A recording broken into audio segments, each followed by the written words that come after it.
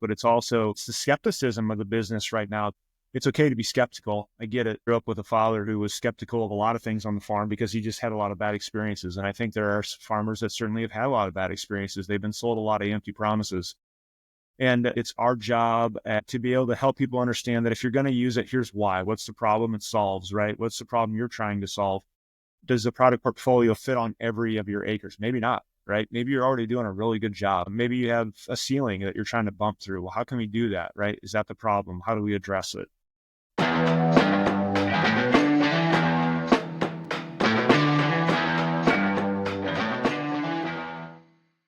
Welcome back to the Cornelius Seed podcast. This is Juan Camacho, Cornelius Seed Innovation Lead, and today I'm joined by James Cornelius, one of the owners of Cornelius Seed, and Jason Ladman, who is the National Brand Lead for Streamline AG. So in this world where we are just saturated with lots of choices, which are good, but in particular in the biological space, we've decided to partner with Streamline AG to start bringing in some of those offerings to our customers. So in this episode today, we're going to talk about why we've partnered with Streamline AG, and we're going to go into a few of the products on how they can help you, your business, and your operation. So Jason, welcome. Thanks for joining us. Yeah, thank you. Appreciate the opportunity to be here. So Jason, if we can kind of get into it and who are you and who is Streamline AG? Yeah, you bet. So I'm almost nearing 30 years veteran in the ag industry. I've served in a lot of different capacities.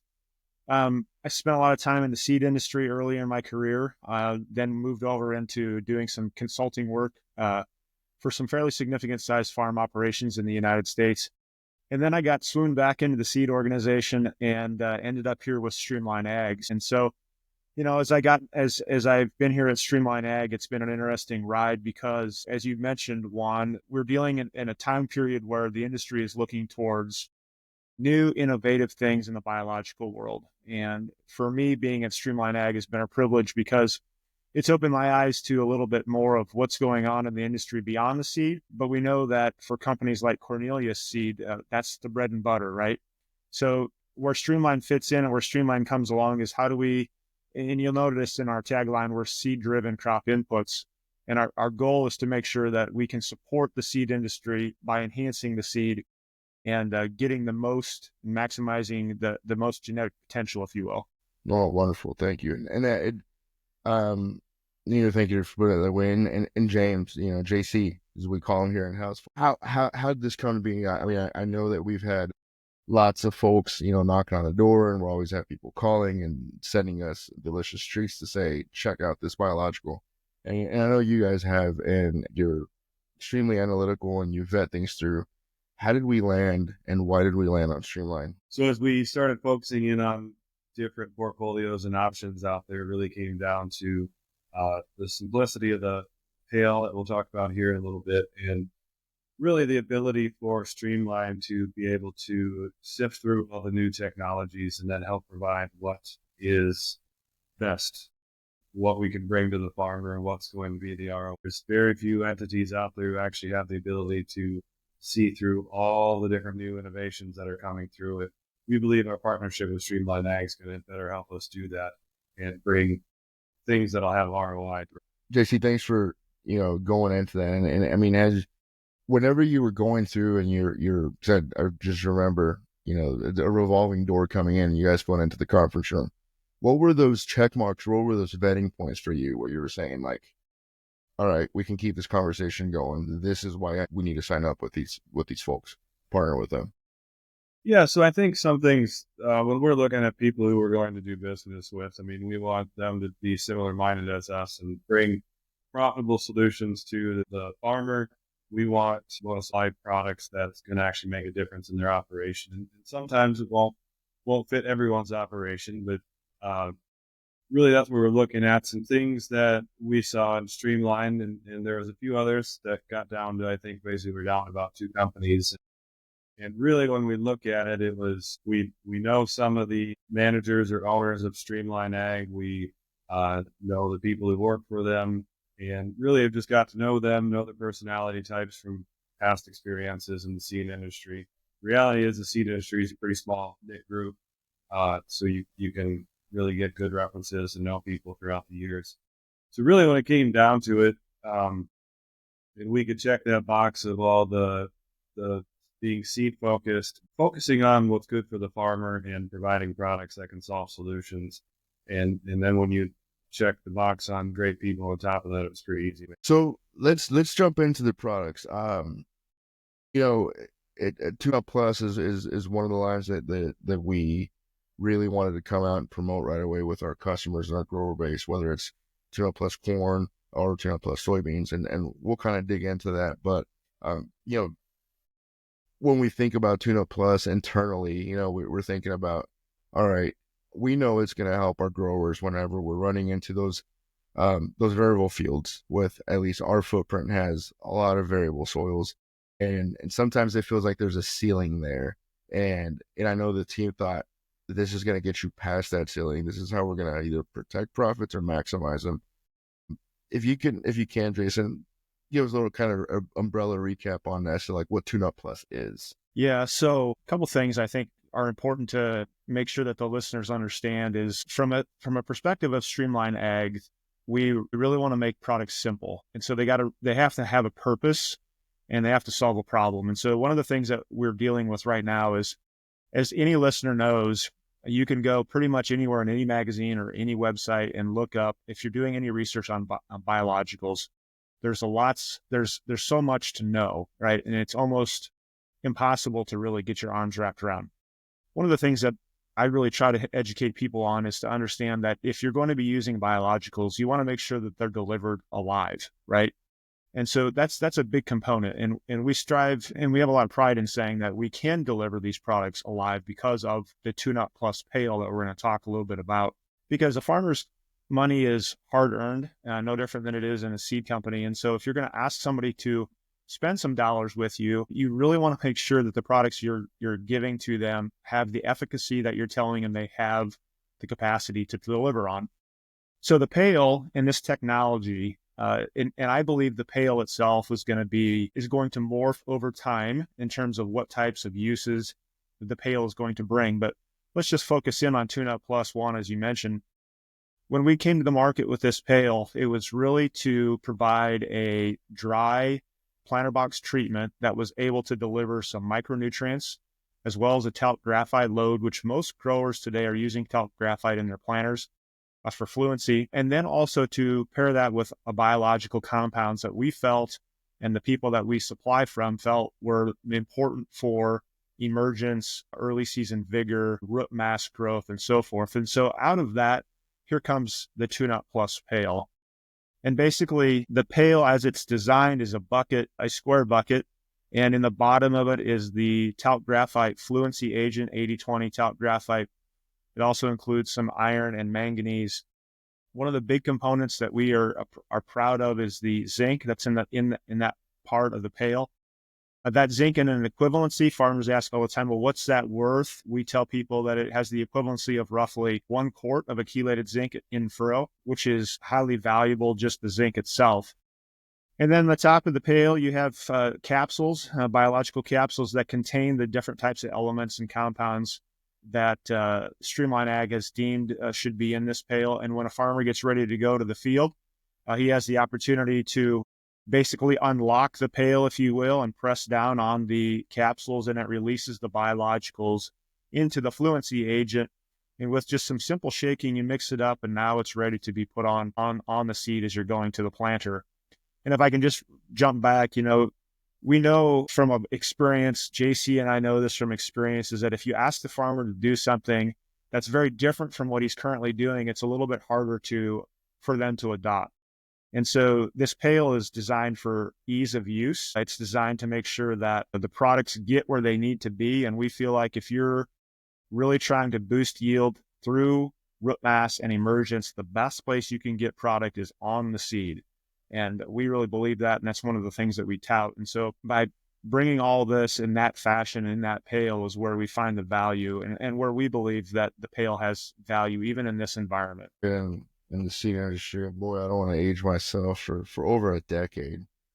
Not as long as James growing up, and his name's on the bag, so he's probably been on it longer than most of us. But in all seriousness, I think of, when I've helped manage inventory here at our old company, it's like, how old is, especially if it came to inoculants, right? Those had that shelf life.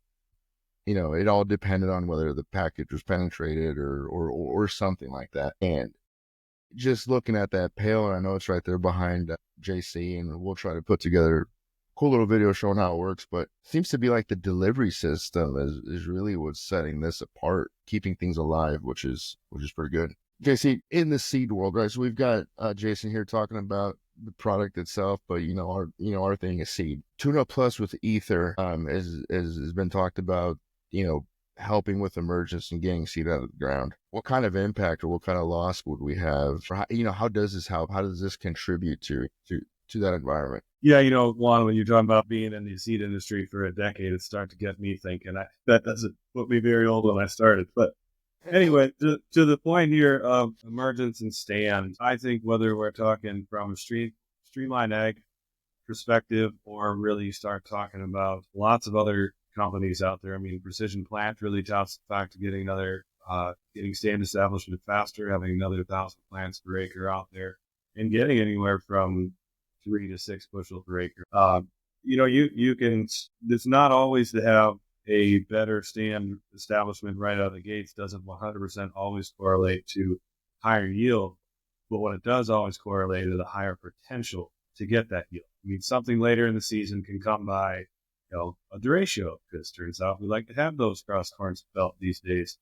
Something like that, a drought, bad weather event, they can come later, but your best foot forward to start it right out of the gates is where this ether really comes in, and enzymes to help make more nutrients available for the root, small, tiny root mass right as it's get going and continues on to help. Getting that out, getting that plant out of the ground, helping it get sunlight faster, making a more even stand establishment for later in the crop's life to have a better opportunity is really something that we're seeing is another benefit. Okay. And so I'd hate to, we kind of joke about what did Juan learn, right? I mean, IT is my thing. I'm here because I can help kick this off and get these podcasts going.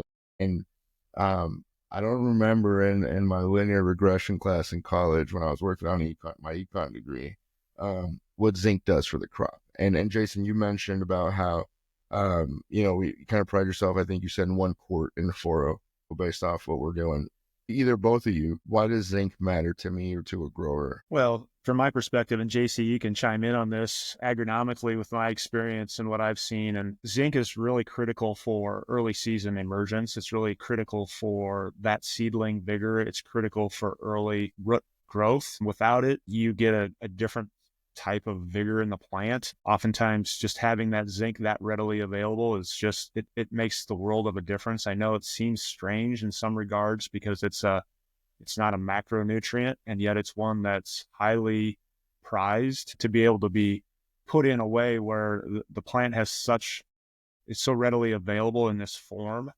I don't know how else to add to that without getting into a lot of depth, but it's really for root mass and it's really for early season vigor. JC, anything you'd add to that? Well, zinc is something that we've actually tried different trials, and some of our seed reps out there actually had some zinc trials in there where we were trying to add zinc to a seed treatment. Really, if you think about zinc in itself, I believe it's a positive charge, so it makes it a really active element. What winds up happening a lot of times in many of these things is it does get to the point where it's already tied itself up or not all of it's available. So I'm really excited about how this comes in this product, and it is a higher percent available product right out of the gates. I think the other thing is when you look at the added iron and manganese that comes in this ale as well, just more things. If you think back to Agronomy 101, where they talk about whatever your lowest state in the barrel is, that's where you're going to leak out the yield. And this is just a great option to be able to make sure that those are limiting. Yeah, and they're easy elements to put into the pail. Just kind of a sidebar, a couple of things that when you talk about formulations, and maybe this isn't the place to talk about it, but when we think about the pail as an example, if you have customers that are considering using the pail versus somebody else, and you start to look at labels and what have you, not everything is created equal. So you think about zinc as an example. basically being a metal, if you will, it has a higher density, has a higher weight. And so one of the things that was discovered when people that were designing the pail in terms of what was in it, we know that talc and graphite typically are pretty lightweight. So when you go in and throw zinc in it, if you were just to throw in a zinc product, typically it wants to fall out and settle out. And even when you put it on with the seed, even if it adheres to the seed, some of it falls off and some of it falls to the bottom of the planter, which really becomes, I wouldn't say not useful, but maybe not as useful as it could be. So let's talk about formulation a little bit. People often ask, well, that's, you have a premium product. And yeah, we do have a premium product, but the reality is we're trying to formulate it in a way that we get as much efficacy out of it. So if I talk about the zinc's been reformulated in a way that actually makes it a little bit lighter in weight. And so that way it has a better ability to adhere to the seed, and because it's less dense, and the way that it was formulated, it mimics more of the talc and graphite weight load. So that way, if you will, we don't have rocks in the bottom of a feather barrel, if you will. I don't know whatever way to say it, but hopefully the listeners get that. The reality is to make them closer to density, so that way they have the ability to adhere to the seed better, and you don't have fallout. And so I think it's important for customers to understand that there is differences, even though you could look at a label and say, oh, it has zinc and it's got this and it's got that.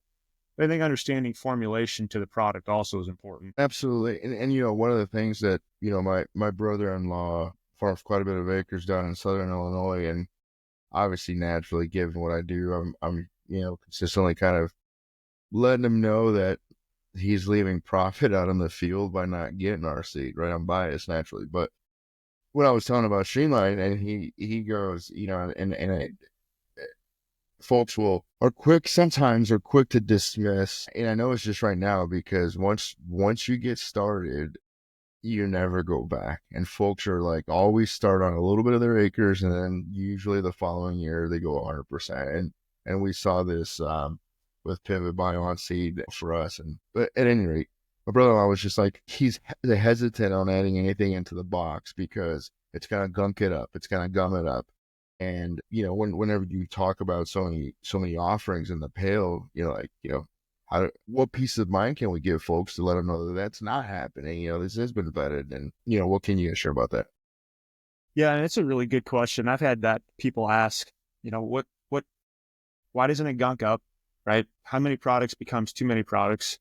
And am I really getting the seed coat covering that you tell me that you're getting? What I can tell you is, I don't know where the limit is on the number of products that you can put inside of a pail. Certainly there will be a limit at some point. And it will either be because it'll be too expensive and it won't fit the marketplace, or just simply it won't mix well.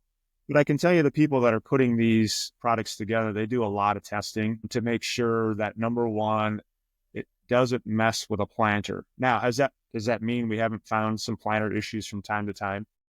Yes, I mean, we do from time to time, but I would be transparent to tell you not everything in ag is perfect. But you try to work through those things and try to understand that before you go to the marketplace. One of the unique studies that was done was to address the coverage issue is, how much do I have to mix the product, right? I get that all the time from a coverage standpoint. And really, you don't have to mix the product a lot at all. We give people really simple instructions on how to use it, but what we had a lab do was we gave the simple instructions on how to put the seed in your planter with the TuneUp Plus pails. And then we asked the grower to lift his planter up and basically spin a little bit of seed out. And we captured that seed. And then we asked them to plant 20 feet. And we lifted the planter up and captured that seed. And then we asked them to plant 20 acres and then 80 acres. And then basically at the very end of their planter, we took that dose of seed as well.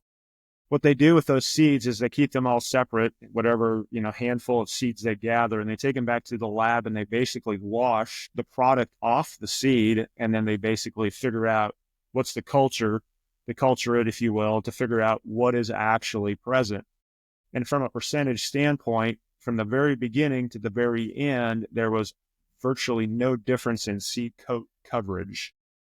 And I think that's important for people to understand, because people do ask those questions, Juan. It's like, do I have to go through a lot of work to make this to make this product stick to the seed? What do I have to do specifically to make sure that it works? And then it's the only confidence I can give people is that 60% of our entire business at Streamline Ag is run through these pails, and we sell a significant amount of these pails. And I will tell you that it is rare that we ever end up with somebody having a problem with fluency. So obviously, if you can trust somebody that you're hearing for the first time, but I would tell you that we typically don't have any problems. No, and that makes sense, right? So many variables involved in what is already on it, has it been up-treated, etc. So, but thank you for going into that, because I'm definitely going to clip this and send it to my brother. On something to that point, there are products out there that have some significant benefits. I know there was a micropack product that we got offered to use a few years back, and nearing the end of the year, we kind of decided, well, I'm going to kind of get this used up. So I started applying more to it, and definitely had some issues where it built up. I was putting soybeans in ground, and actually got to the point where the corner of the boxes of the planter didn't really want to have beans roll out. I was going 4 or 5x the rate just to use it up. But the other reality is there's other products that are made from natural, made from soybeans, made from whatnot, help for being a fluency agent. They have some great benefits to themselves, having some of that amino acid. But the reality is there's also been experiences where you can overdo that. Okay. No, thank you. So, in almost every single thing we're going to talk about, we can go on and on and on, because there's truly so much, and I want to be respectful of your time, Jason. I kind of want to kick into TuneUp Plus for corn. Whenever I remember sitting back at a conference not that long ago and folks saying that you will have multiple ways to manage corn rootworm outside of the traits, and obviously outside of rotating acres and, things like that. And so that I remember that really piquing my interest, because sometimes, you don't need to go full bore, especially if you're doing some soil sampling and you realize that not a whole field needs to be managed. And there's probably more efficient ways to address a problem. And I think, if anything, I learned last week at a recent conference we were at was, the nature of margins, the nature of the industry and what's happening in the world is things are getting tighter and tighter and tighter. And we're not where we were a handful of years ago where folks were sitting flush with cash. And if they were sitting flush with cash, they were probably buying steel. And then, now you're in situations with, how do we don't want to cut costs rather, but, how do we replace what we're doing? Or maybe you need to cut costs, but nonetheless, where I was going into with this is managing corn rootworm. Sometimes we want to throw the top line technology to it, and it might call for it, and it might not. And I'm curious, if either of you, or JC, if you can start off with going into is, how is Streamline Ag TuneUp Plus for corn specifically going to help our customers with that are having some heavy pressure with corn rootworm? Do they partner that with a Smart Stack or a Smart Stack Pro? And just go into that, if you will. Yeah, so selling in eastern and northeastern Iowa, across Iowa and into Illinois, we are graced with the ability to, we're graced with the opportunity that we sell to a lot of growers due to livestock and other situations.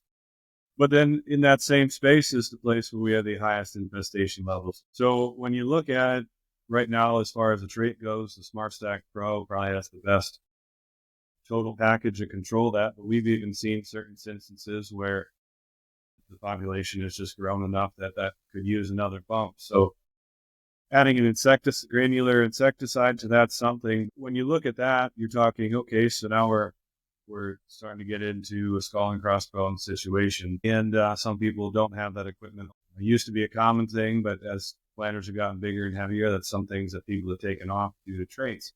Well, this is the CRW product, which is in the pail right now, TS201, is a product that is giving another ability to repel corn rootworms from the roots. Pretty excited about the capacity of this, because not only does it help with keeping rootworms from finding the roots, it eats up the carbon dioxide that the roots expel, and then the larvae can't find the roots as well. I mean, as you always say, a blind squirrel will find an acorn, right? So if you're in a high enough infestation level, It won't do everything because eggs might be laying right where the roots are growing. But the cool thing about this being about biological and growing with the roots, it gives us a little longer window of protection. Another thing that it does is even in the absence of corn rootworm, we're seeing bigger root masses. And anytime you have a bigger root mass, the benefit is better standability through storms and whatnot because you got a bigger anchor in the ground. When you have that bigger anchor in the ground, you're able to draw a lot more nutrients out of the ground, whether that be nitrogen throughout the year, or the other reality is just have access to water, sometimes through microchips. Very excited to what that can see. I mean, I see it in the extended diapause area, or even the variant that lays its eggs in the soybeans, and you don't have much of a infestation level. I think this could be something that you use in those super high infestation levels where you might not want to use the soil applied insecticide. Throw this on top of your Smart Stack Pro or VT4 Pro and have some great control of it. Yep. If you don't mind me, Juan, one thing I would add to what JC said, and he's 100% right in everything he just mentioned. What's been interesting is we've dug a lot of root masses in various situations, but under high infestation, JC talked about how we have bigger root masses. One of the things I would add to that is that we're seeing after we dig and wash roots that have been fed on, basically making sure that the trait is the same, but the only variable is the TS201. So that's the CRW compound. We're seeing faster root regeneration. So roots that have been fed on where the TS201 was applied to the seed, for whatever reason, I don't know that we can clearly identify the why behind it yet, but we are seeing a significant amount of better root regeneration. So if in the event or when you do have feeding, the ability for that plant to regenerate as a result of that compound being on the plant and being synergistic with the plant has created some unique aspects of root regeneration. So I think it's important for people to understand that it's not only we're trying to keep the rootworm away, as JC said, and he said it very well how it works, but also the regeneration in the event of when you actually have feeding. And I appreciate you kind of honing in on that, Jason, because, whenever we introduce Smart Stacks Pro technology into the industry, I know one of the things, at least, and I've mentioned my brother-in-law, Mark, I'm sorry if you're listening to this, and we're working through, when we heard that, he goes, cool, it's going to knock everything out. We're like, no, this is going to help make sure we're reducing populations in your field, right? I mean, you and your dad and your grandfather have been doing corn on this field for 40 plus years. And so, in situations where there's going to be feeding no matter what, because we know it, like you mentioned, that's super good to know that you guys are seeing, and we're seeing, better regeneration in the roots. And I think that's really good to highlight is, both of you talked about not only, especially if you're working and making sure there's ether in the pail, but not only is it going to get out of the ground faster, our roots going to be established better. We're not worried about gunking up. They're going to regenerate quicker. But what I'm also hearing is, there are situations where folks took weight off the tractor, right? We may not have the same equipment to get insecticides on. And this is, in a way, is allowing us to bring that TS201 to help manage any of those corn rootworm problems. So, I can't stress that enough, folks. If you're running into situations where you feel like you're throwing everything at it and the field just feels like it's got a ceiling, there's more options out there, right? And so, anything that we're missing that we need to make sure that we need to capture as it relates to TuneUp Plus for corn before we move on to beans? One thing that actually is another reason we specifically went with Streamline Ag and Streamline Ag's recognition. There's a few of the pails with Ether and with CRW or both that you can actually get as, so standard, the pail is a 50 unit pail. So you apply the product that's in the pail to 50 units or 80K units. But Streamline can provide the growers who want to either try it out, or I don't care what size farmer you are, there's always that last field where 50 is not necessarily going to nail it right on the exact thing. And I think this is the reality why we have customized boxes. But there are smaller pails that just have 24 units worth of product in them. And that way you can either try it out specifically, or, like you said, finishing that last field, you don't have to crack a 50 unit pail in order to finish that field and get that good crop. Thank you. That's good to know. And then, so let's say a grower does get a pail. I mean, just out of curiosity, because like I mentioned with inoculants, we've got shelf life of 6 months or less, if I recall correctly. It's not cracked open. It's sitting in a good environment.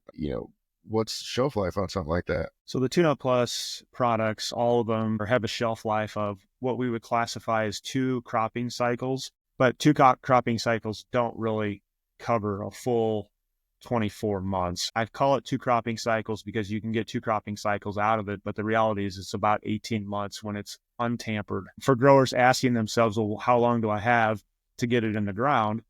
Basically, once you break open the capsules or deploy the capsules into the bottom of the pail, you really have, I tell guys, you got about a day to get it onto the seed, a day or 2 at max to get it onto the seed. Once it's on the seed, you're going to really have about 3 or 4 days that you get it in the ground. Obviously, any biologicals you're dealing with are live.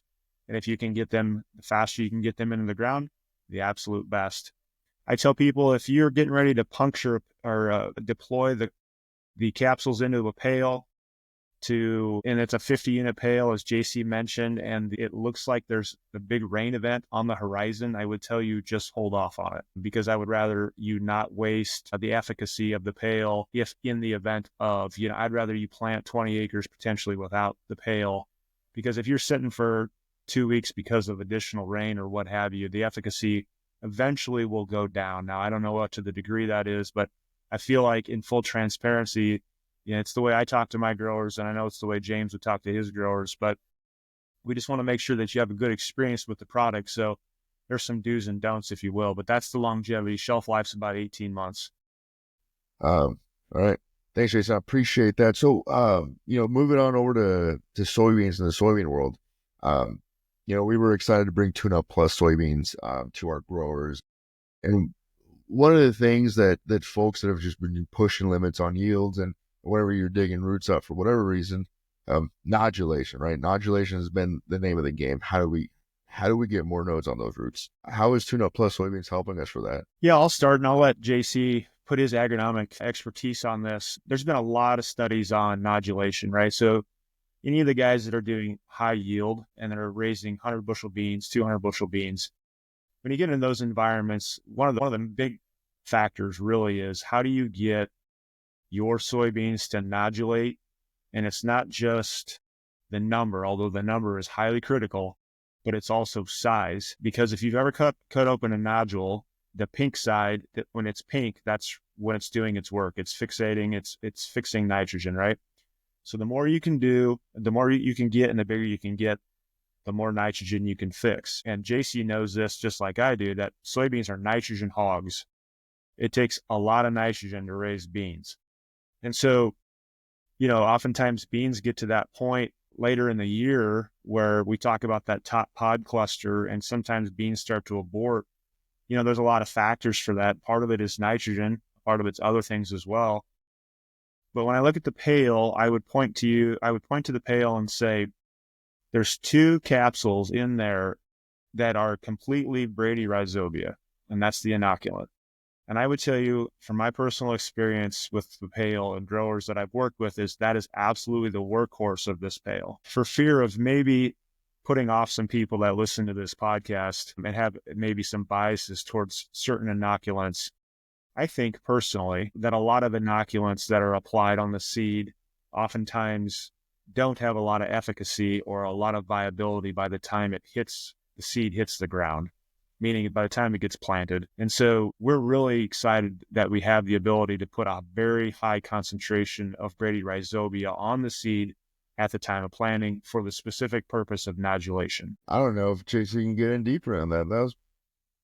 It's pretty good. Well, no, I completely agree with Jason that most people always think about the fact that, well, soybeans don't need nitrogen because we don't apply nitrogen. We just put nitrogen down for corn. And I think when you really sit back and think about it and realize it, that's the complete difference between the time we start learning into these azotobacters and things like Bio, which is a ramped up version of those.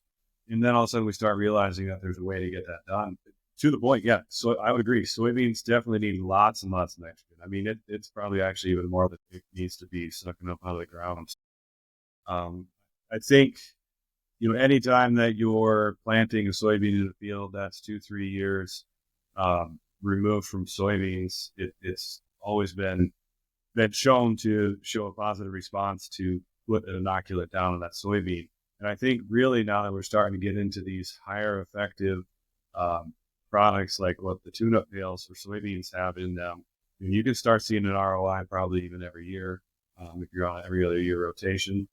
Maybe not as much, but I think there's some benefits to doing things. There's other things in the pail. I think earlier Jason kind of hinted towards the fact that the pails really has a lot of options in it. And I've always kind of gone as a shotgun approach. Another reason to go with Streamline is we like to put lots of things in there. Inevitably, there is really something in the pail that year in, year out, one of them or two of them might not do much. But the next year, that might be what you really needed. So as you look at some of these other products out there that only have 1-2 things, you got to decide do this or that or the other thing. I think really the concern is, do you want to go out there with a sniper rifle or do you want to go out there with a shotgun? Take the approach that, some of your BBs are going to miss, but something's going to hit well, as well as shooting as well in comparison to the sniper rifle where you might be shooting at the wrong target. Your soil you're putting this on might already be fully loaded with bacillus, but then all of a sudden the trichodermas. I like that. And and JC, I think your analogy is spot on. And I think the other thing that the growers demand is consistency, right? And I think when you're dealing with, this would be a personal bias of mine, if you're dealing with a product that really only has 1 or 2, if I can use the word modes of action, or maybe 1 or 2 pieces that are supposed to affect the plant, JC, I think you said it really well, is there might be years that those don't hit, right? And so in today's day and age, growers want consistency. They don't want it just to work one time. It's just like, it's no different than your hybrids, right? We know that not every year a hybrid is going to be number 1. It's impossible. Farmers look for consistency, and our approach with the pail is to put in a collaboration of multiple products that we believe all have value, but so that way they can create and generate more consistency through a multiple set of years. So hopefully 3 out of 4 years a farmer sees a return. We always hope, and we joke though, that we hope it's not the first year that they try it that they don't see a return, but sometimes that does happen, right? And that's just the nature of the business. And so I encourage people that if you're going to try these types of products, whether it's Streamline Ag through Cornelius or if it's somebody else's product, that you really need to be proactive and you need to give the product the opportunity to go more than just 1 year. And that might sound salesman-y. It's not meant to be. It's just meant to say that I would coach you the same way if you were buying Cornelius Seed. If this hybrid is really good, we know it's good. If it doesn't perform the way you expected on year 1, I would still ask you to try it on year 2 because there's a strong likelihood that it's going to perform. So absolutely, Jason, and thank you for that, because that is definitely true. I know that's something that Craig Olivan, our lead agronomist, is consistently out there promoting, right? Just making sure that you have your top performer, your plot winner, right? 1 out of 5 years, it's not going to be its year for a multitude of reasons, whatever that might be. And one of the things that I actually got a message from Will Cornelius, our soybean lead. James is involved in both, but heavily in the corn world, and he goes, he wants to make sure that we highlight how TuneUp Plus is helping with SCN or the soybean cyst nematode. And it was really interesting. We were at a seed conference last week, and so that's where we get to talk to some of our friends and competitors at times. And it's definitely got the feeling that soybeans, for a variety of reasons, took pretty good dings across the board at different places, right? Whether it might be white mold or SCN, etc. How is TuneUp Plus helping us manage that problem in the soybean world? Here's the best way here's probably the best way I would go about it. So SCN is a little bit different type of beast than you're dealing with corn rootworm. I would tell you that my experience with the SCN product specifically is that if you have a known field where that SCN is a problem, I would tell you that the SCN compound inside of the pail definitely will give you return. If you're just putting it out because you think you might have SCN and you haven't tried to do anything deliberate with changing up your soybean varieties or listening to JC about how to manage this differently, then I would say the results could be varying. The compound itself, in terms it's been tested just as a compound, the SCN compound and nothing else in the pale, in areas where we have a significant SCN problem. And we've seen upwards of 10 to 15 bushels on beans. I mean, that would be gigantic for corn, but this is more than healthy for soybeans. And so, JC, I don't know what you'd want to add to that, but the SCN pale itself has a very specific place. And I would tell you that there are companies out here that can help you determine whether you have SCN. If you believe you do, but you don't know, I would encourage you to go and find those companies to help you determine that, because I don't know that we can do it all just with genetics. I don't know. JC, what do you think about that?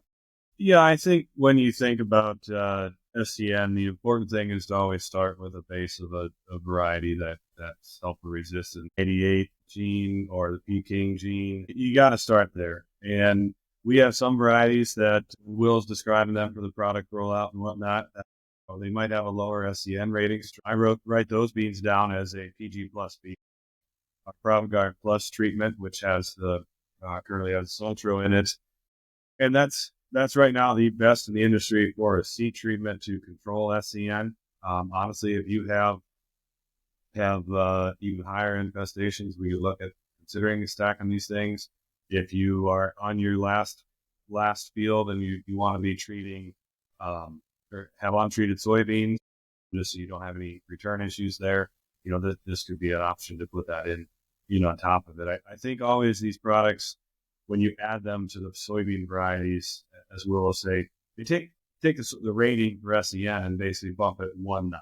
They don't make it invincible by any means. So really looking at multiple controls there. And yeah, there are multiple companies out there that there's ways that you can test your soil and see what you got in them. That's becoming way less expensive than it used to be, and really some good information. Absolutely, and thank you for covering that. As I go through these notes and I'm looking at it, it definitely felt like, folks have been calling SCN, like the silent yield robber per se. A lot of the times, those symptoms are hard to notice, and at the end of the day, whether you said you're looking for a resistant variety, crop rotation, or we're testing soils or using cover crops, now we're introducing the option to use Streamline AG and TuneUp Plus for soybeans and work with it, have it be the other tool in the toolbox, because at the end of the day, right, it's all about feeding the plant and making the plant healthier and ready to handle those things. And that's something that I work on reframing a lot is the plant and these microbes are all living things, right? And how can we work with that synergy? Whether is it supporting nutrient uptake, promoting other microbial activity, you name it. And so that's kind of exciting to hear that Streamline in combination with the top selected genetic can really be a good combo to help you get over those humps where you might be feeling like you've got a ceiling. Anything else on TuneUp Plus for soybeans that you folks feel like we need to make sure we hit before we move on to our next one? I guess the only thing I would add real quick, because I want to be cognizant of time, but I know from a seed perspective, and this is what I appreciate why JC and his group wanted to work with Streamline AG. I think it's important for us as an organization at Streamline AG to be able to educate, whether it's the sellers or the users, the end users, of why you would use those products, what products do they solve. But as we get deeper into understanding how these things work, I think it pairs really nicely with a company like Cornelius Seed, because I know James has probably got some seeds, some hybrids that really their best yield comes if you plant them early and you give them a long flower, or it flowers, and then you give a long fill period as an example. And if you really want those hybrids to really thrive, we got to get them in the ground soon, right? So, but if we know if that hybrid in particular might have a slower out of the ground pace, but I really know that this hybrid can really pump out the yield, what can I do to get the products out of the ground faster, right? I think that's where the seed companies and where Cornelius especially can really become a partner with people to say, hey, listen, I know you want to use this product, right? I believe in this product, this hybrid, excuse me. And as a result, if you're going to use this hybrid, I really encourage you to use this product from Streamline AG, whatever it is, but it fills this gap, right? It allows you to plant early in cold, wet soils. It allows you to have better emergence. And it just pairs nicely with the conversation. So just wanted to make sure that people are aware. I think that's really where this industry is going for those that really are trying to work with the seed company. Yeah, I appreciate that, Jason. Thank you. And as you mentioned that, I have the, working in the office and in my role, I have the blessing to get out and, when it's nice outside, fly the drone or go check out customers' fields and just get really just pretty pictures, take a look at stuff. I think in a multitude of years that I've been here, I've never had to fly it to address an issue, at least for us, other than trying to find some cattle for Will for the other side of the operation. But that's neither here nor there. Where I was going with this is that, when I was riding along with one of our seed reps at the end of harvest last year, we're sitting there waiting in the middle of the field, and he's like, "Well, this isn't good." And we were waiting because the grain cart guy wasn't back yet, and he's like, "Wow, we're filling him up quick. He's got to go back and forth, and it's a cool problem to have, right? Like, if you plant our seed, I'm sorry, you're gonna have to spend on diesel. That's just the fact of the matter. You might even have to put in some new storage. Semi. Exactly. And it's hard to find a CDL driver nowadays. But anyway, I digress. So with good crop, good yields come, big, healthy stalks, right? And so one of the things that I knew, a problem that the team was looking to address is like, how do we manage this residue, right? We're going out there, we're taking a beautiful crop out of there. We got a lot of residue. And I knew Streamline was someone that's going to help us with that. Everybody knows that it's extremely difficult to prepare a seed bed whenever you've got residue in there, right? You're not going to have the right bed. How does Residue Release, specifically the name of the product, how does that help us with that? Yeah, so I would say on that, again, back to that, providing that faster emergence, more even stand establishment, things like that. You really struggle to be able to do that. There's root balls in your way, right? I've even heard stories of the fall tillage. They did a great job of being able to actually cover that stuff up, and then they're really opportunistic thought of next year it's going to be a piece of cake, and then when they go hit it with a cultivator, all of a sudden there's a whole bunch of root ball masses on top, because in the winter cold, bacteria kind of shuts down. Pretty excited to see what this residue release product can do for different things. Questions about when can you spray it, how can you spray it, stuff like that. It's a very robust product and able to be used a lot of times. Back when I was in college, there was people out there spraying 20, 30 pounds of nitrogen over the top in the fall just to feed these microbes. But then you had to make sure the microbes were there, right? Nobody knew whether they did. Spraying residue release on these stalks, make sure that basically every leaf and every stalk has that. I mean, I'm not saying that all of a sudden next year there's going to be nothing out there, because there will still be some, but it'll be easier to break up, easier to get through. And the cool thing about it is, so we sprayed it on our ground this year, and we spray a fall burn down to help keep weeds for winter annuals gone. And we were able to mix the product in with that. Other people asked me this fall, hey, we're going to do fall tillage.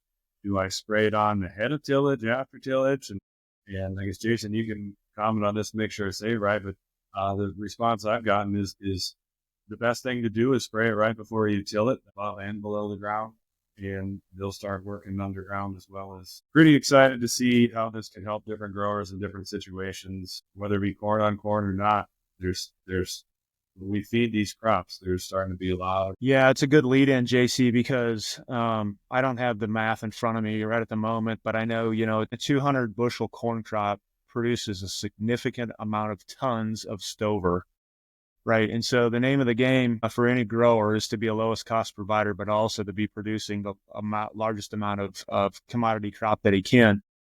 So you talk about corn as an example. Typically where we see the residue release being applied is on corn stover going into soybeans, or even if it's going back into corn. There's different reasons why people will use a residue digester, but we'll focus in specifically on residue release from Streamline AG. I believe through my experience, you can use it both in the fall and in the spring. There would be different reasons why you would have those applications. As JC mentioned, if you had a perfect world, I would tell you that it's most perfect to put it on right following the combine when there's a little bit of moisture left in the stalk, as an example. And then, at some point in time, if you're a tiller, you'd come back and till that in.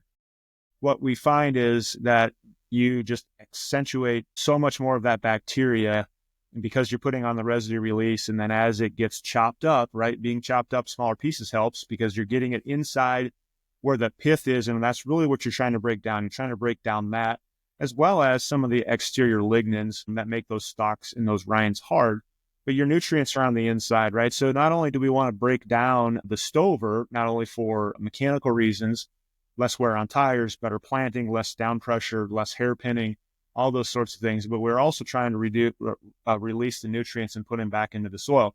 So in a perfect world, that's how you would do it. You would put it on following the combine, and then you'd work it in if you were a tiller. But I don't want to isolate the no-till guys, because really I would say 90% of the residue release that gets applied in the country right now is for guys that don't do any tillage. And they're seeing significant benefits in the ability, and let's just focus in the fall. Put it on in the fall. You can do it as with the fall burn down, as JC said. But then you get the winter months in order for the bacteria to activate and to work on the stover and breaking it down. If I had my computer pulled up with pictures, and I would pull this up and show you, but we have some pictures here in central Nebraska on some irrigated ground, high yield ground, 250 bushel ground, where the residue release was applied on October 31st. It was right during Halloween. And right now I've got some pictures that came back right after the first of the year, and there's a significant difference of where it was sprayed versus where it was untreated. And what I know will happen is over time, as we get into the springtime, you're just going to get more and more degradation. What I have to caution people on is it's not like Roundup. It's not going to be black in 2 weeks, right? And we have this idea that things are going to happen quickly. This is a biological that you're applying in the winter, and the cold weather has an effect on it. And we can talk a little bit about formulation if you want, but that's the fall application. Now, spring application, and if you put it in the fall, your objectives are these: better planting, because I'm degrading my stover. I'm following with beans or even corn. I got less hairpinning because I'm not pushing all that stover in the ground, because my coulters out front are cutting through that. It's not just pushing it down. We see it all the time. Then you're obviously getting nutrient release. Okay, so there's value from the planting standpoint if in the fall. There's a lot of areas of the country where guys are like, my sprayer's put away before harvest, right? It's winterized. I'm not getting it out. The co-op's not getting it out. And so we can only put it on in the spring. There's just as much value in the spring. It just happens at a different time. I'll give you an analogy, or at least give you some comparison. You put it on in the spring with your pre-emerge, and you go ahead and you plant.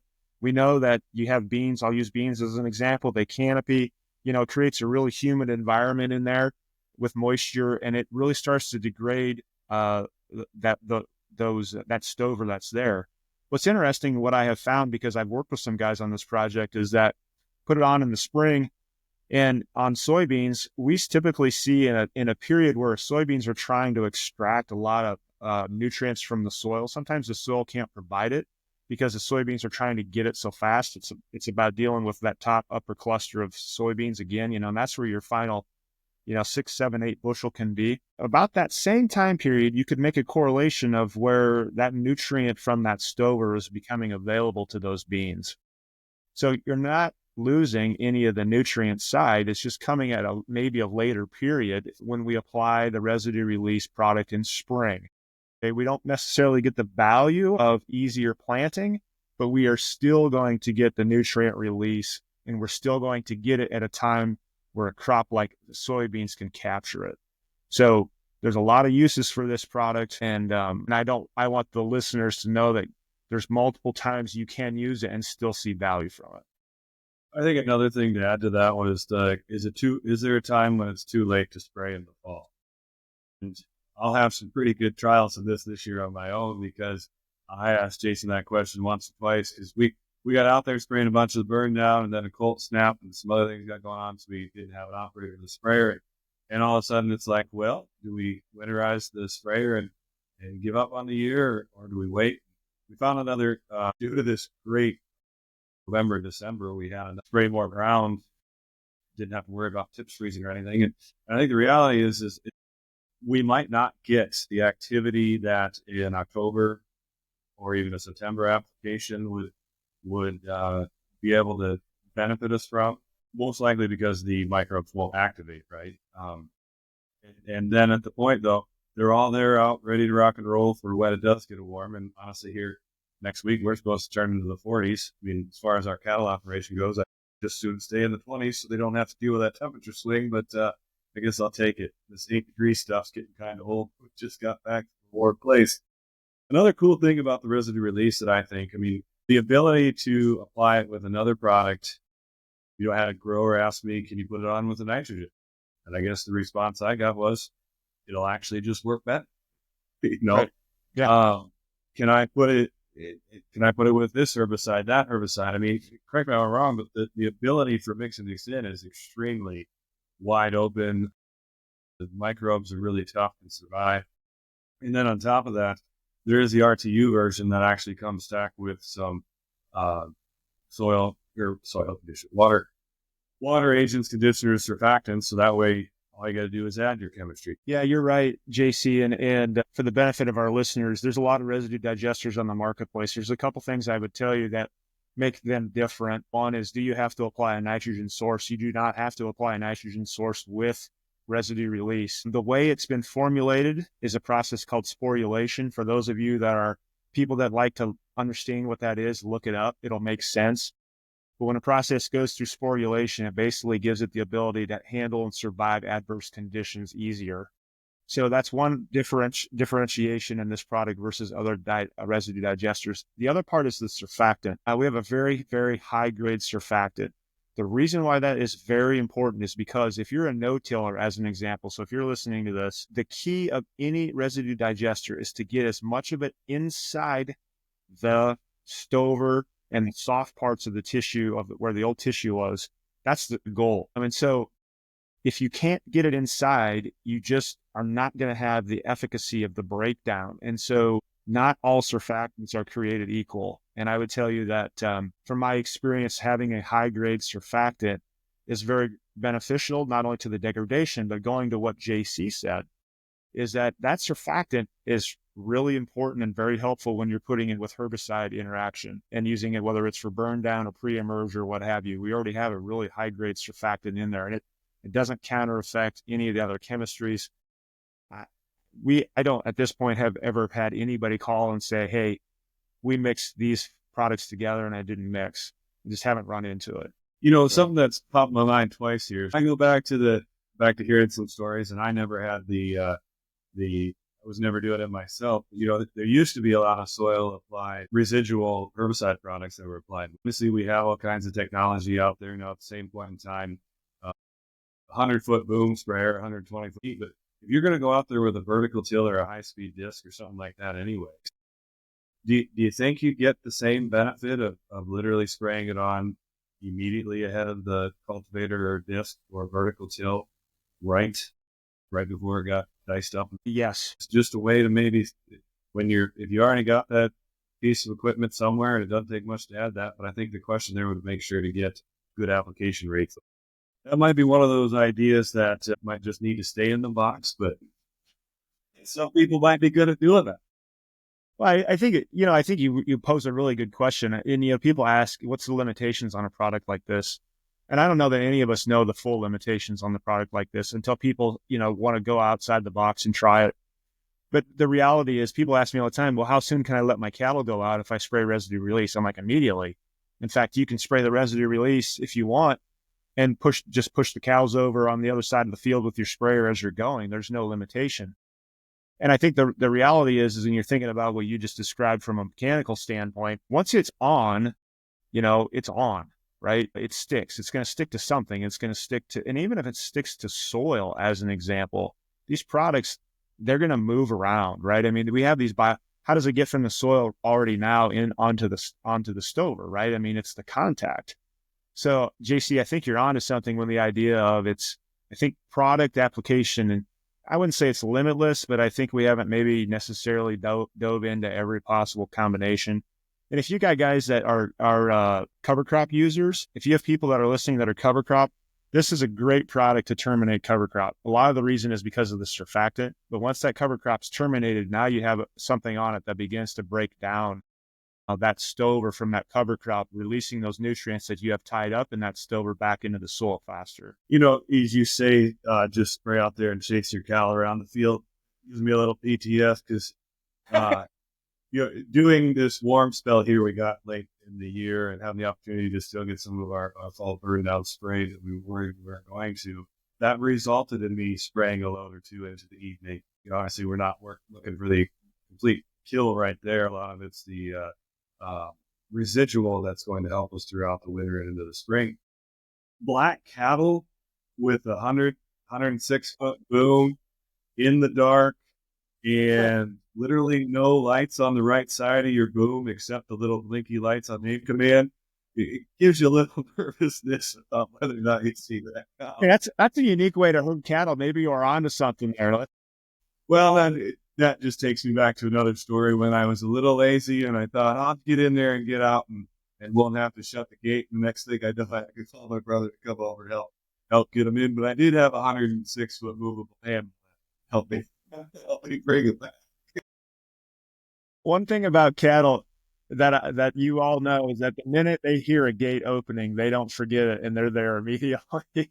Yes. The nice thing is they also know where they came from, and as long as it hasn't been too long, they're usually good enough, except one or two stubborn ones, that they will head back, and they know they're not supposed to be. And since we're joking about cows, people ask me, is it safe for cattle, right? A residue digester. This one in particular is. We don't have any issues, like I mentioned. In fact, we have pictures where people have used the residue digester on, maybe they had a quarter or a piece of ground and they split it and they put cows on it. We get these every year where the cows stay on the side that was treated. And people ask, well, why is it? Does it taste better? I'm like, I don't know. Ask the cow. But the reality is that I believe that I don't think it's altering necessarily any of the sugar or anything that's in it. I think it's just, and maybe it is, right? I'm not a veterinarian. Not a nutritionist, but I think the palatability, because you're breaking down the lignin of those stalks, it's just easy for those cows to eat. And once they figure it out, they're like, well, we're just going to stay here. Why would we go to the other side? So just anecdotal. I think that's what's really cool about this product, just as we're going through it, is that you don't need to mix it in with nitrogen, and you can, and really at the end of the day, folks are able to take yesterday's leftovers, right, and turn them into tomorrow's fuel, per se. Yep. And you're not limited as to when it goes in the ground. Yes, it'll be nicer if you're gonna go do some tillage, spray it beforehand so that we can get that into there and work into there a little bit easier. But that's so many options. Like I said, we've been at this for almost an hour and a half now, and I know we can go on forever. And JC, I appreciate the firsthand experience, because I think that's another thing that I pride myself on when I talk to my brother-in-law again. Mark, you're hearing this, is that our team does this here, right? I mean, you're hearing James go out there and talk about chasing cattle or trying to corral things in the middle of the night and work things in, and I can't tell you how many times I've helped clean out a planter when these guys are still going to keep going late into the evening, right? So our team is working the fields. Our team is getting firsthand experience at this and our needs, so that you don't have to. So if we're coming to you with this now, it's because we truly believe in it. The Cornelius family believes in it. Their name's on the bag. They wouldn't just put everything out there this way unless it wasn't, not even just a good product, but a high-end, top-of-the-line product. Last one, folks, there, unless there was something else you guys think we needed to touch base on. But one of the things with starter fertilizers is that they can be corrosive. And, does Streamline have something out there that can help us with that, right? I mean, we're kind of talking about the whole life cycle of the plant here. What about on that side of the front with fertilizers? JC, I don't know if you want to make the introduction to it. So we have the ability to convert here. It's actually one of my tabletop settings here right now. But yes, I mean, We used to use starter fertilizer ourselves, used to buy cheap stuff, and basically we just make sure and wash the heck out of our planters every year. Anytime we still cleaned it off right away. Then we, dropped, then all of a sudden when you start dropping $100,000 on a planter, you're thinking, okay, now the extra couple dollars for the higher end starter fertilizer. A, you get lower volume. B, all of a sudden it's not going, still sticky as can be, but it's not going to corrode it. Now, when we talk about convert fertilizer here, be able to replace starter, easily being able to replace a 1034 application. We have the Kickstart version that adds potassium and sulfur to it, which gives another bang for the buck. But just something with a low salt index, I believe it's 4. And I don't know. In the seed corn application, we do some defoliants on the seed corn, certain inbreds and whatnot. With that is D-Full 5, and it is pretty much just, I think, sodium chlorate. So if this has a salt index of 4, would you have any idea what a salt index of sodium chlorite is? I mean, would it be like 100? It's way more than 4. So, I mean, easy to mix, easy to go, stays in suspension pretty darn well, and really just disappears. But I did this on our entire post-harvest tour, just gently rolling it here. What is the rate there? You mix 1 pound per 2 gallons of water, and the recommendation is 2.5 pounds per acre, resulting in a 5-gallon application rate. Is that right? Yeah, that's correct. So a lot of starters out there are shooting in that 4, 5, 6 gallons per acre. So you're really not mixing anything up, and you put this in an agitation tank or an inductor. When you mix it out, it can easily disappear. Yeah, JC, as he's mixing that up, what we have found is people ask a lot of questions. Well, do I have to have warm water? Is there certain pHs of water where it doesn't work? No, right? I mean, we have high pH, we got low pH, we got all different kinds of water, high alkaline water, you name it, salty water. We haven't run into any conditions at this point. Doesn't mean they're not out there. We haven't run into many yet where we don't get good mixing. It does go into a full solution. You'll see after you do it at the bottom, there'll be a little bit of silica in it, and that silica is just it'll eventually disappear. But I think the most important thing, and JC mentioned it, is, as you, from a seed company's perspective, the worst thing you can do for your seed is to put something on it that's harmful. I'm going to pick on 1034O. I used to sell a lot of it in my co-op days, and I remember that it is green and it is sticky. And if you get a bad batch of phosphoric acid, you could end up with black 1034O. And any of you that ever used black 34O, it's awful. All those things are just negative on the seed coat. It's just negative. And anytime that you can remove the negativity on that seed coat so that way you can have better emergence, that's really what we're trying to work for. I don't want to pretend to believe that this is the best starter fertilizer ever because of high nutrient value and all these sorts of things. The reality is it's a low, as JC said, it's a low salt index. It's a 4. JC could stick his finger in that solution right now, and it is not sticky. He can leave that on his desk now for the next 6 months to a year, and it'll still look the same. And so from a standpoint of, I see multiple uses of this particularly, but the one thing I really want to highlight, if we're going to just compare apples to apples, let's just compare 1034 to the Convert Kickstart product. Inside of this product is what we call ether technology, and inside of there are 2 enzymes. And I don't know if our listeners understand really what enzymes are, but they're not alive. Enzymes are not alive, and what they really do is they create chemical interactions within the soil, and for their main purpose is to do certain things. There's 2 enzymes inside of the Convert. One is called phosphatase, and the other is called manganase. Why are they important and why are they in there? Well, phosphatase, its primary function is to take tied up organic phosphate and move it into soluble bioavailable phosphorus. So that phosphate basically. So basically what we're saying is that chemical reaction from that enzyme in the soil gives the ability to, if we have phosphorus in our soil, which we do, we can start releasing some of that phosphorus from the soil because it's tied up. If you understand how cations work, that's how phosphorus gets tied up. The enzymes create a chemical reaction to be able to knock some of that phosphorus off the soil colloid, which then makes it available to the plant. That's phosphatase. Mayonnaise has a little bit different function. Mayonnaise, its primary function is to break down starches in the exudate on the roots that surrounds the outermost layer of the root tips. So, and the reason you would break that starch down is when you break that starch down at the end of that exudate at the end of the roots, basically it's kind of like, maybe you consider it maybe like a callus, those exudates, but then when you can break that apart, you allow better interaction of water and minerals. And so that's the purpose for the mayonnaise and why it's important. So I'm not going to get real heady, but if all things are considered equal, let's say we have the equal amount of nutrients inside of Toro and Convert. The difference is the Convert has the enzymes, and I believe the enzymes are highly critical, especially in areas that have high phosphorus in the soil that's tied up that we can't get to. Yeah, and I think the enzyme. no, please, yours is going to be way more. All right. Well, I think the enzymes. That's obviously, we've been talking about it in the ether in the pail. You have the ether in this. Jason, what's your thoughts on? I mean, if you're using Convert and have that in here, you put that in the furrow.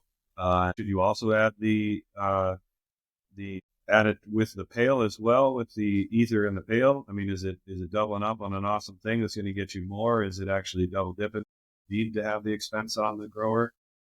Well, that's a great question. In fact, I had a discussion with somebody today about that before we were on this podcast. I would tell you, here's if I was writing checks with my checkbook, right? That's how I'll present it to you.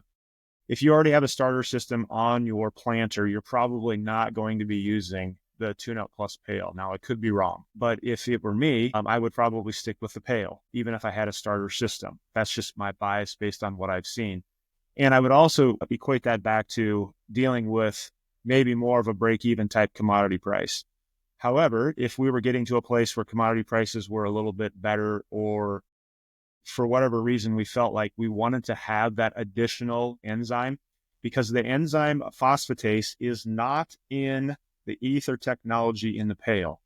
Okay, that they have the pail with ether technology has the mayonnaise, which is the same as what's in the Convert product, but it also has lipase, which has a little bit different interaction.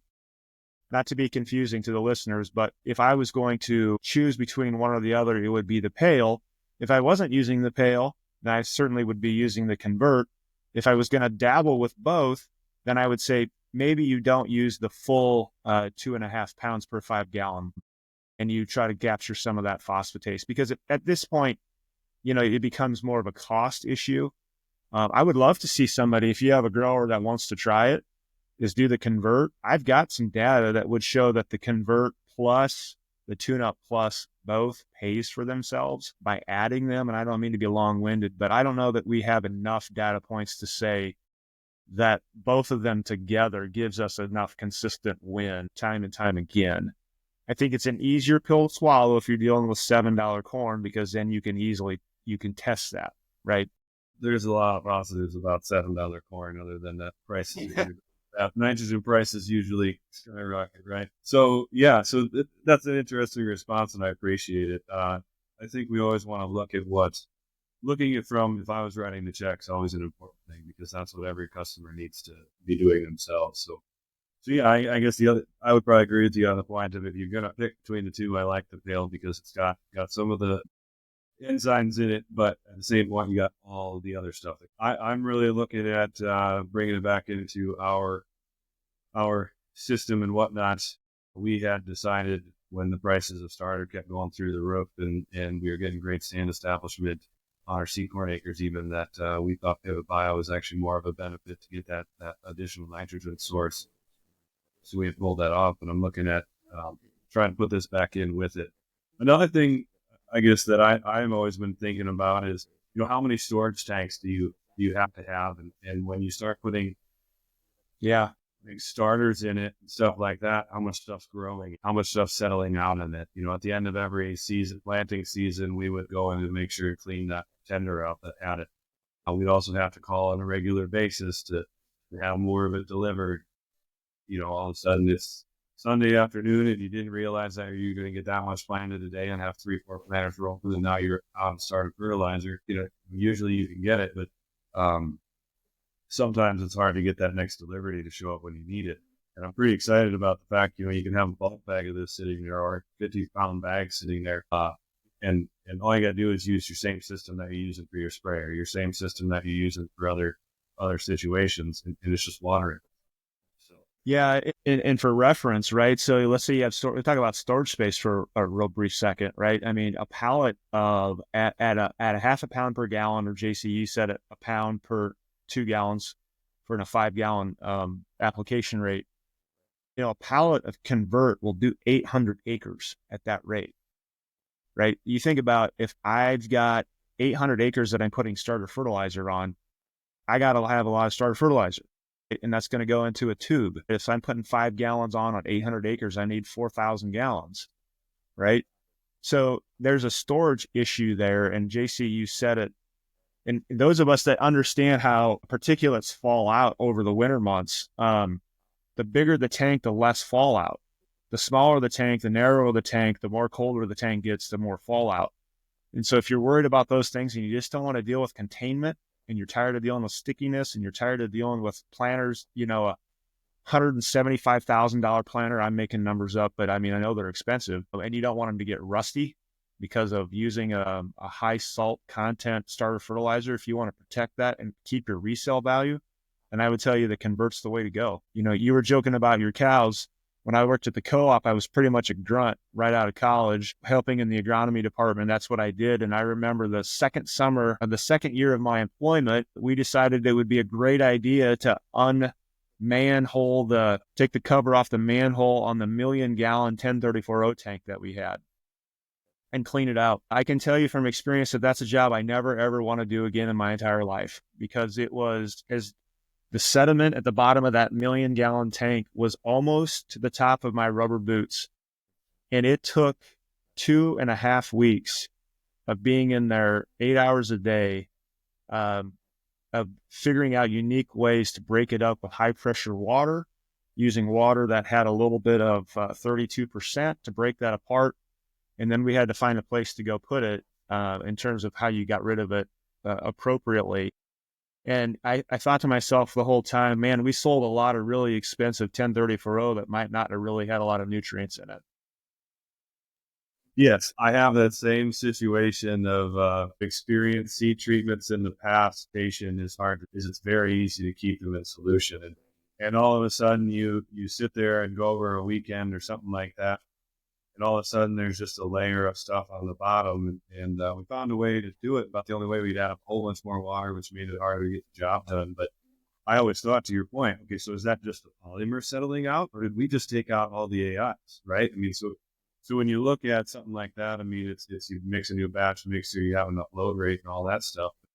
That's why we get away from anything like that. A lot of the generic seed treatments out there do that and whatnot. I mean, we're told that the seed treatments we use barely even need any agitation, but there's strict protocol that when we start mixing a batch, we recirculate it in that jug for quite a while before, depending on the size, it's longer, but to make sure that if there is any kind of potential for settlement, it's mixed up again, and just something that we do that may not be necessary, but as you go back to striving for perfection to make sure that the grower gets what they pay for. Yeah, and I know we're about ready to close out. I guess I would just say, along those lines, you talk about where we're at today in the industry. The industry is really looking towards being, in some regard, okay, so I'm not trying to isolate any particular products, but we're really trying to divert back to ease of use, as we mentioned, but then also efficacy, and a lot of that comes in dry formulations, right? Now,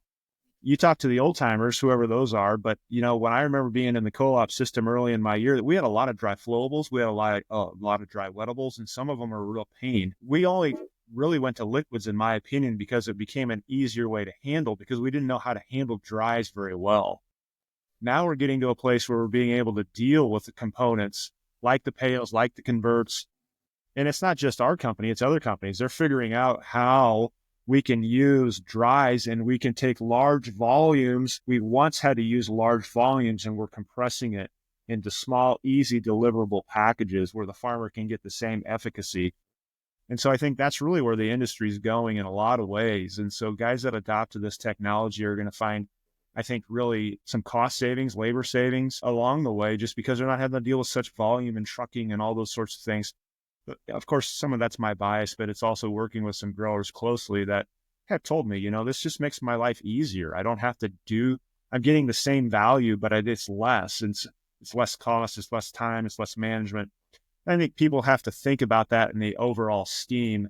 And James, you alluded to it very, very early in this conversation, was, not always are we going to see a yield bump per se.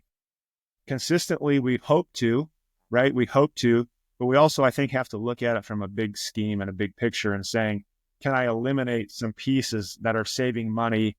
And even if I use this product, I'm saving there, even though I might not be gaining on yield all the time, but I'm still winning, right? And I think that's the end game. Absolutely. And I appreciate you highlighting it that way because it's very easy to fall into it should be natural, fall into the, yield, right? And it obviously that's how we pay the bills, but it's also a matter of, you said it perfectly, consistency. And, what are some of those other problems that we're not thinking of that are out there? Whether it's forage, right? You're trying to supply water, you've got limited tanks, and how are you doing this? And it's just a really creative way of delivering what you need, right? So some of this, a lot of this stuff is not necessarily new, but it's a new way of doing it. And I think that's what's fantastic about it is we're constantly improving and we're excited about this partnership. We are too. Interestingly enough, you talked about it not being sticky here. I tipped this over and I need to go wash this table. There is no stick.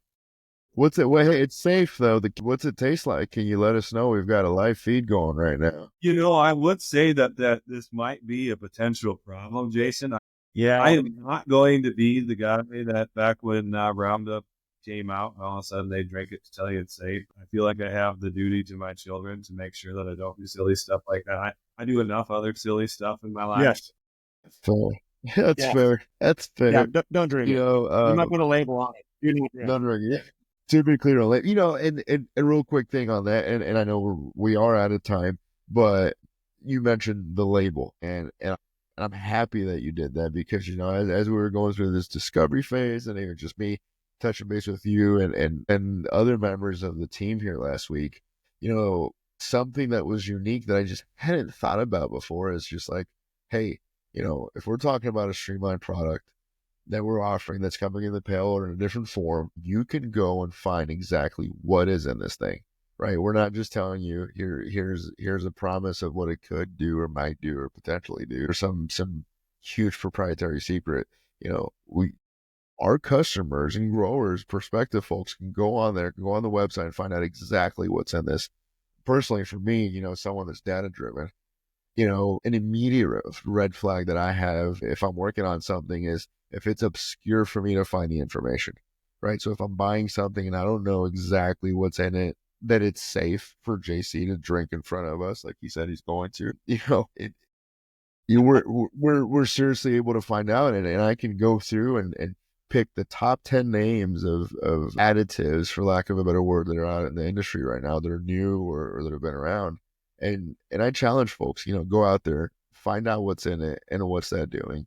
And I think you're just going to get for yourself, by yourself, a grain of transparency that's huge and that's important. And it should be important to you because it's important to us. Yeah. To that point, I actually remember a time I was looking at a potential seed treatment and I looked up the label, found it, actually even pulled it off their website. Right. And the words were algae extracts, something else. And then literally the finish of the paragraph was in a whole bunch of other goodies.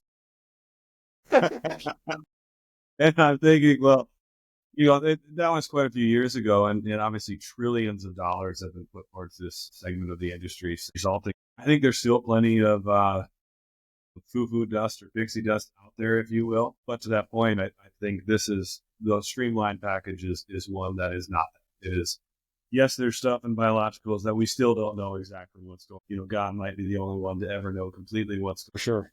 So active and diverse. But the reality is it's as much science driven as we can get. And that's where we need to be. Yeah, that's a good point. And it's as much science driven as we can get to a point where we tapped out on what we know, right? And we're going to continue.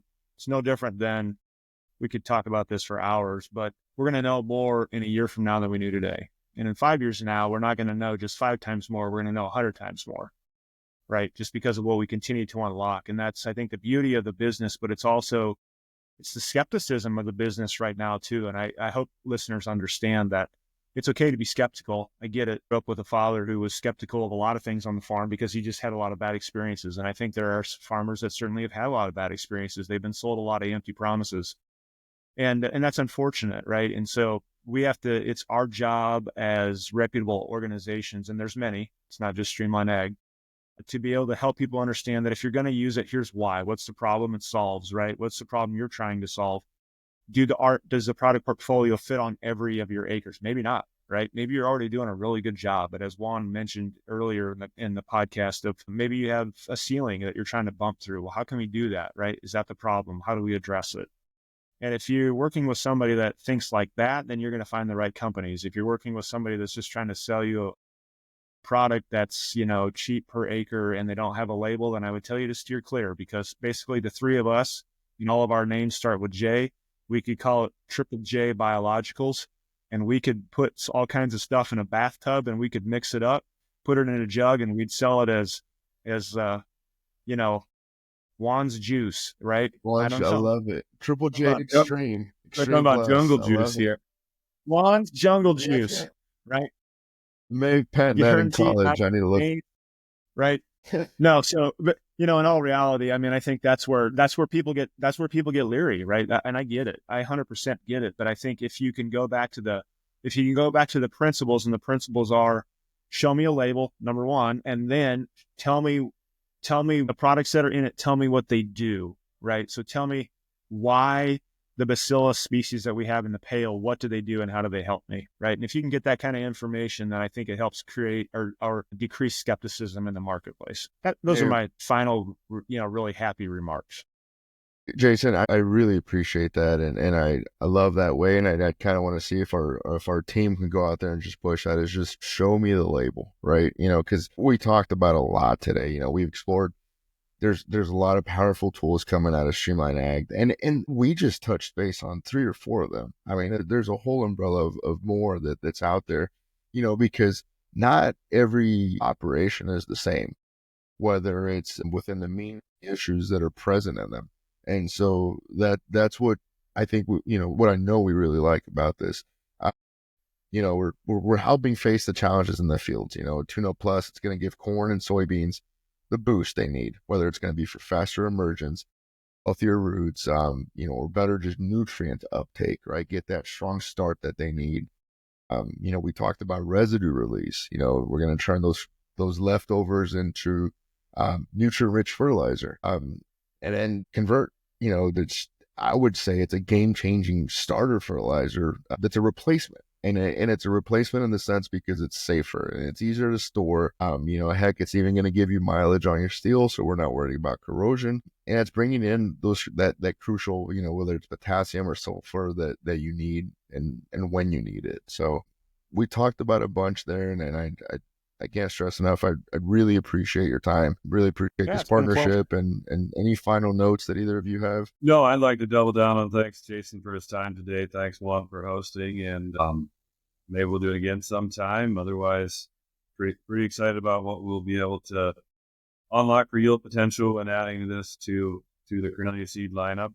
As somebody once said, the ability to make your great hybrids and varieties. Yeah, I just appreciate the opportunity to be here. This has been a great partnership thus far. And if you guys ever want to do a podcast on crazy things that have happened in the ag industry from a personal experience, I'm sure JC and I could probably fill up a whole hour. So mark me down for that one.